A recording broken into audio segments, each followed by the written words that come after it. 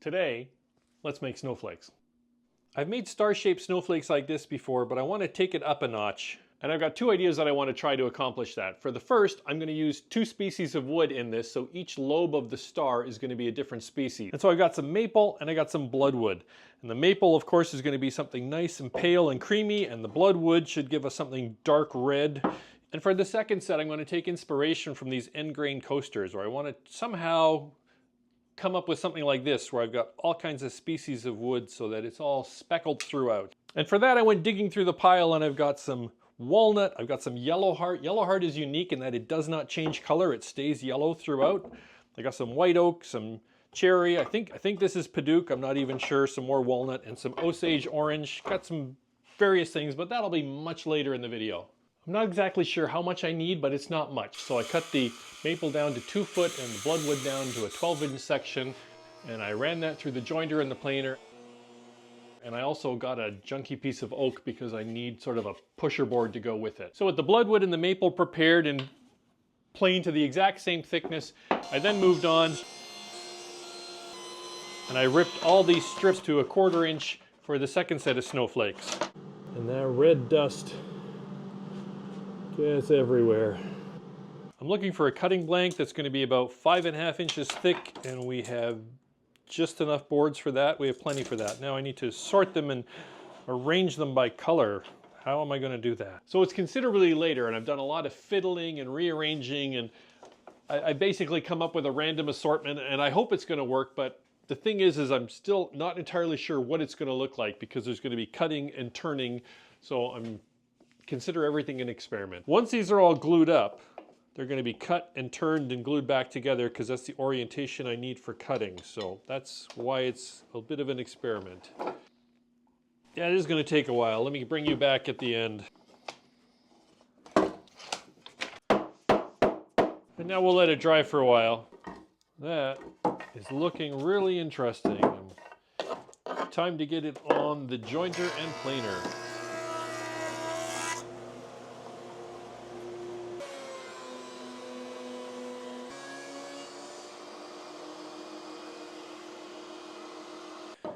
And now all my boards are the exact same thickness. So if I measure the width of my boards, the narrowest is just about 5 3/4. So I'm going to trim all of them to just a hair under 5 3/4, because they all need to be the same width. I've already established that they're the same thickness, but now they need to be made the same width. And yeah, you could skip all this work I've just done if you just went to Home Depot and bought yourself like a 1x6 plank of maple, but then you wouldn't get all the multicolors that we're going for. So when you're making a snowflake like this, that's all one species, all you need is 1 plank of wood, and you'll be cutting it here into little strips that are then glued back together. I'll show you that later. But I've glued up all these strips because I want them to be multicolored, which means I want the cuts to be like that. So I took this board and I cut it into little pieces so that I can now turn it 90 degrees for when I cut the strips out. Hopefully that works. It's all an experiment. I want to glue those pieces together now. I don't want to waste any wood, so I want to make sure this is all one piece. I'm using one of my crosscut sleds here, so it's got this nice right angle I can use. I want to be really careful that it's not going to pop up or anything. Taking it easy with the clamping pressure. These need to be absolutely perfectly flat. We're now moving into some precision cutting, and if your table saw is at all like mine, then your miter saw may not be the greatest. So you want to make sure you get yourself a square and make sure your miter saw is absolutely 90 degrees to the blade, and lock it down. And then we're going to tilt the saw blade to 60 degrees, and a little digital angle gauge like this is what you really want, so that we can get it as correct as possible. Use the locking knob on your angle adjustment on your table saw to make sure it's going to stay put. So let me try to show you on this snowflake what we're trying to do. There are 6 pieces on this snowflake, and let me use a couple of pieces of scrap to block the other 5 out. So we are trying to make a series of cuts on the table saw that are going to give us pieces shaped like this. Something like this is going to be cut on each of these. And so we need to make it so that the piece that comes off is the thickness is the same as the width. I'm going to make one cut just to clean up the edge of this piece. For making the cuts, I want to use the fence, but you don't want anything to pinch between the fence and the blade. So I'm going to use a little block of wood here, and that's okay as long as it's in front of the blade, because then as this moves through the cut, the piece will not be able to get pinched. You could just leave this loose here, but I have a couple of these fence clamps, so I'm just going to lock this into position so it's not going to move on me. These are a great addition to a table saw, I find. So I'm probably going to have to make several cuts until I get it set right, which is another good reason for having a practice piece. And then I'll take this piece and then turn it around and flip it. And you can see it's way too small. Okay, we need to move that almost at least 1/8 of an inch over. Keep doing it a few more times. So my first one, you flip it, turn it around to see if it's symmetrical, and you can just see it is way too small.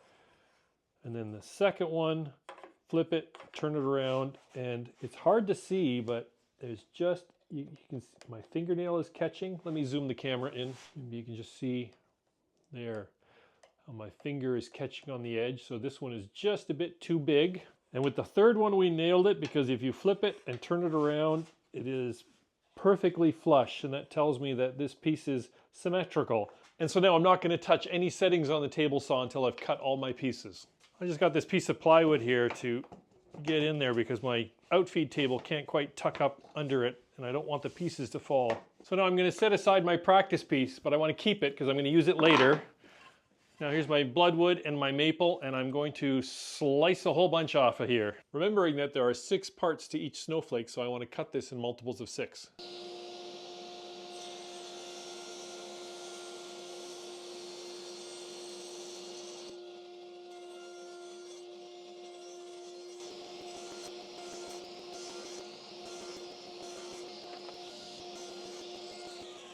And that piece was going to get pinched, so I stopped the saw so I could safely remove it.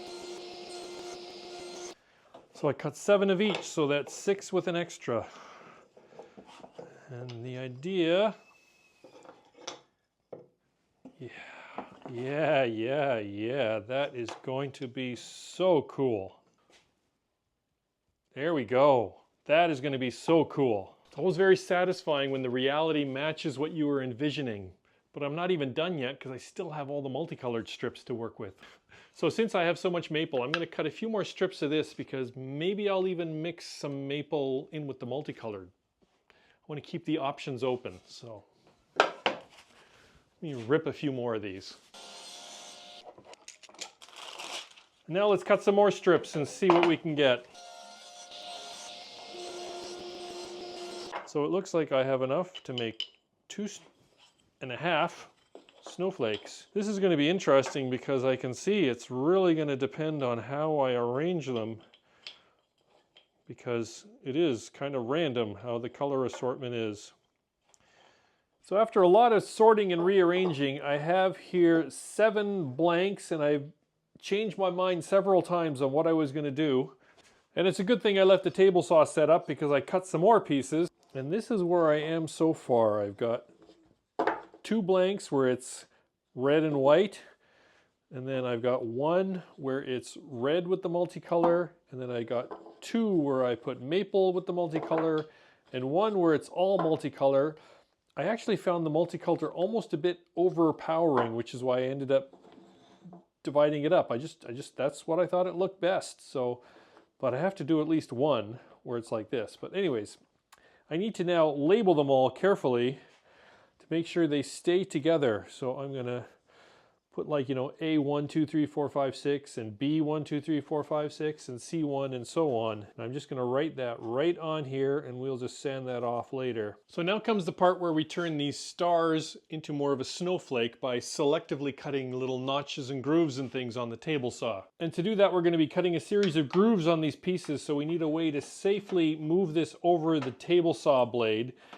And for that, we're going to come back to that spare piece, or the scrap piece that I'd started with. This are going to be our push block. So with our workpiece against the fence, we need a way to hold it in place. So here the matching angle goes up against it, but then we need a few little blocks to make sure everything stays where it should. And I could attach these with some hot glue, but I'm just going to use some 1/2-inch brads, something quick and simple. And maybe I should have used hot glue, because it seems like I just knocked holes in these, but as long as it holds. I actually took off the really badly splintered piece. I'm going to try it with another one. The key to remember is that it can't extend past the piece, so it has to be just a little bit shy of the fence there, so that the workpiece is what's resting on the fence and not these little blocks. And I think my hands are really blocking your view. That's better. That will slide here and this will not interfere. So of course these are kind of like those little paper snowflakes you would make when you were a kid. You'd fold up the paper and you'd cut it in different ways. And so that's what we're going to be doing now, is cutting it in different ways. Now, I have several sets of snowflakes that I can make, but I don't want to make them all the same. So I'm going to have some fun and experiment now and try different things. Starting off with something that I think might be simple is I'm going to try to copy this one as much as possible, and I'm going to take you through it step by step. So to begin with, I want to cut a notch around the corner. And by corner, I mean the little point that goes into the very center. One thing I'm going to do is make a big circle, so I sort of know the orientation of the pieces. I've set my blade to be 30 degrees and it's just poking up through the table, which I've sort of been doing my best guess that I think it will go about halfway through the point here. So then after the first time through the blade, we've got a little notch there, and then I take the piece and I flip it end for end. And then as you can see, it's now lined up and it will cut the rest of the notch off.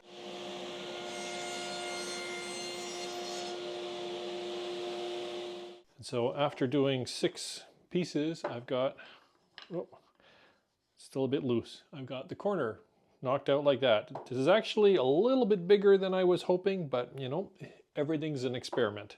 So now let me continue. I think I want to focus on these little in-between holes next. And to help with that, I made a second push block. This one's got the angle down.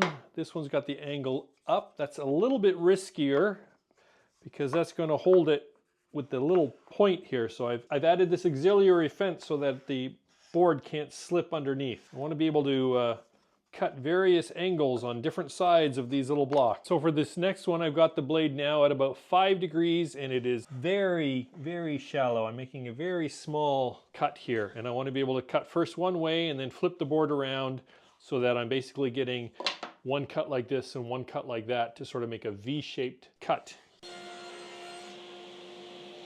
So I've made the first set of cuts angled this way. Now I want to make the other angled cuts, which means I'm going to switch to the other block so that I'm just positioning the board the opposite, because I can't make the blade tilt the other way. And then I brought the fence. I need to bring the fence in. And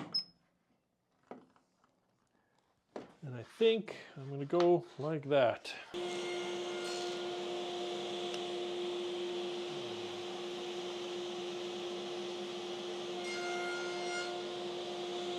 So this is where I am so far, and next I'm going to make some cuts along the outside. And something to keep in mind is there's not really any mistakes with this because, well, maybe my cuts are a little bit deeper or the angle isn't quite what I had in mind, but you know, nobody else is going to know that, and it's still going to end up looking like this cool little snowflakey sort of thing. So I'm going to keep going.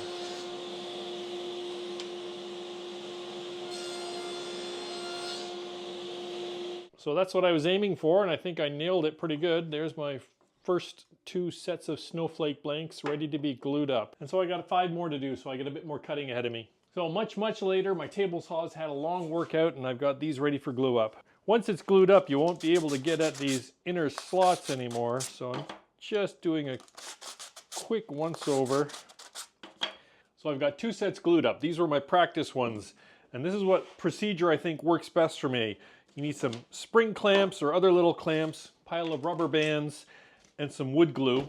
And I was just using regular wood glue on the first set, but I've since run out and bought some Weld Bond. Weld Bond dries clear, so I think that's going to be the better choice going forward, because with all these little nooks and crannies, I'm bound to get glue squeeze out, and it's like there's no way to get in there to clean it out afterwards. So, and finally, we're first going to glue them up in pairs, and then we will take the 3 sets of pairs and glue them together to make the finished snowflake. So if you remember earlier, I labeled and numbered the pieces, and I'm going to use that now to make sure I know that, okay, these pieces need to go together. So these are the sides that I want to put glue on. And yeah, there's narrow bits here, so I'm going to try to do a fairly thin bead of glue. And for the pairs, I'm going to use these spring clamps. So is that putting that together?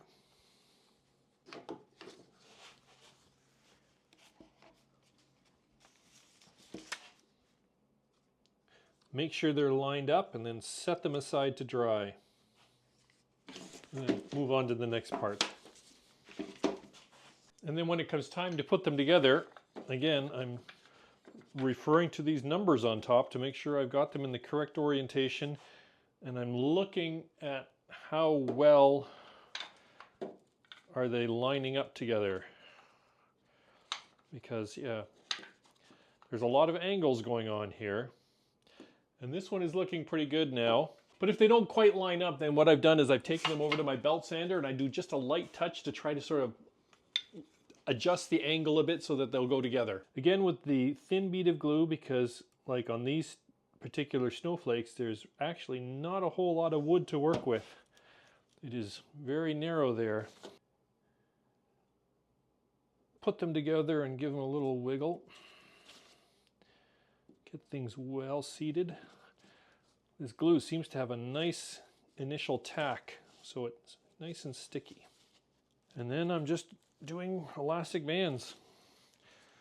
And I just bought an assortment, and I'm trying to find some that are just tight enough to get over.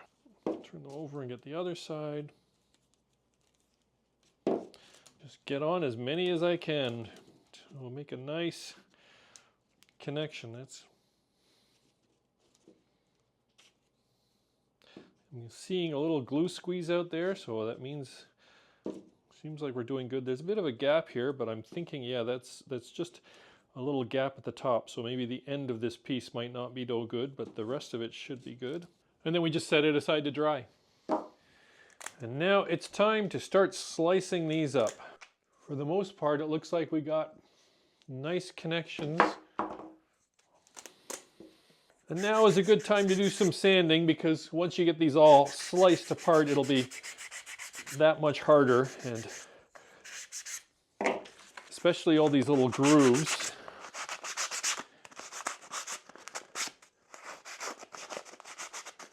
And unfortunately, I think this is just has to be all hand sanding.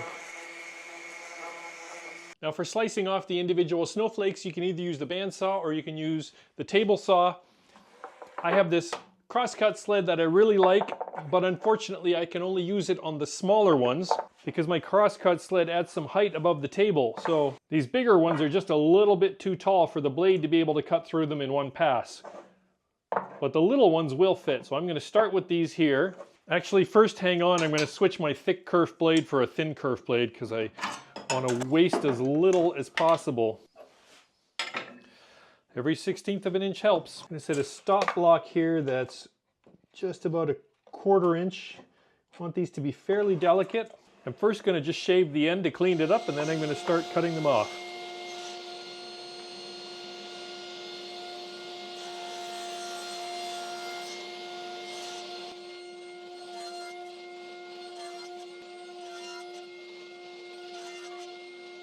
For the larger snowflakes, we're going to switch to using the miter gauge. I've got a stop block set up here.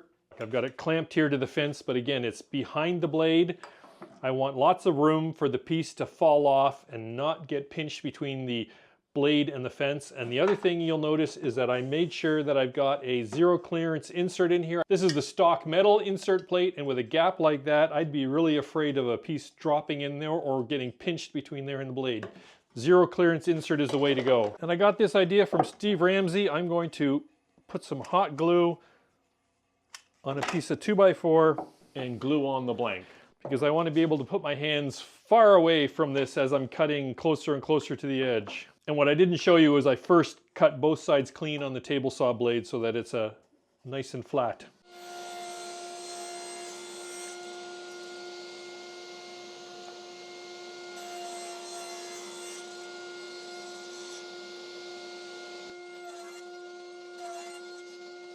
Yeah, I stopped this part way. I found that interesting. I was not expecting the blade to just sort of gently throw them back like that.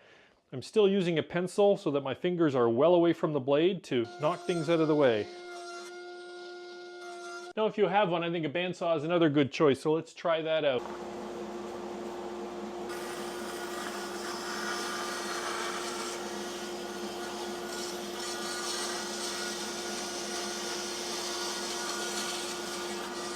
Okay, I called that off after just cutting 2 of them. The cut was fine, but the problem is my table has this cut in it for removing the blade, and the piece is getting caught in there, and I did not like that. I know I could make a tray or a sled of some kind, but I'm just going to keep using the table saw. So let me bring you in and show you the results of that cutting. So these are the rejects, and I was kind of surprised that I actually only had 2 that broke, and both of these were from the end. Like, this was from the front end, and I think it just didn't have any glue. I didn't slice up 2 of them. I might just save them for next year because I have tons. So in the end, I sliced up 5 stacks, and it was interesting. First of all, the ones that were pure maple, they actually look really nice once they're cut up. And I was surprised how clean they were. There's hardly any fuzzies on them at all.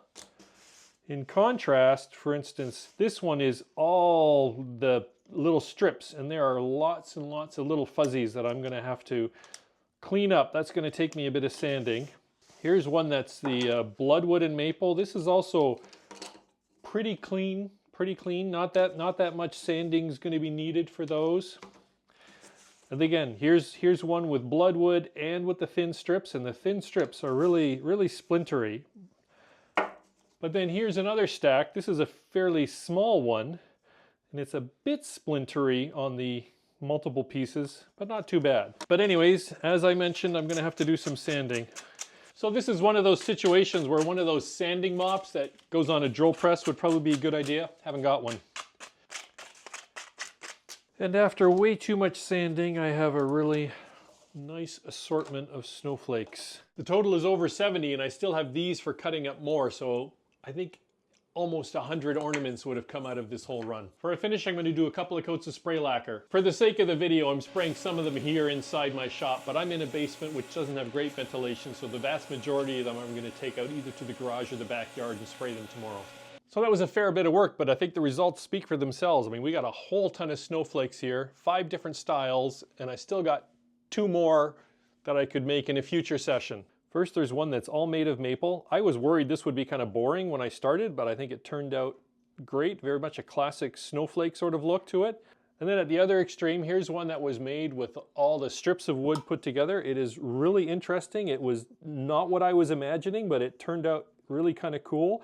Personally, I think I kind of like it more when it was mixed up. So here's one where I've got the bloodwood mixed with a multi-species board, and then here's the one where it's the bloodwood mixed with maple. I think that really makes for a cool contrast. And then finally, I have this one, which I cut it really small, so it's more of a round snowflake, but again, maple with the multi-species wood. And of course, you know, we still have these 2, which I will slice into snowflakes at some point in the future. Okay guys, if you've made it this far, you might as well consider subscribing. But either way, I hope to see you on the next one.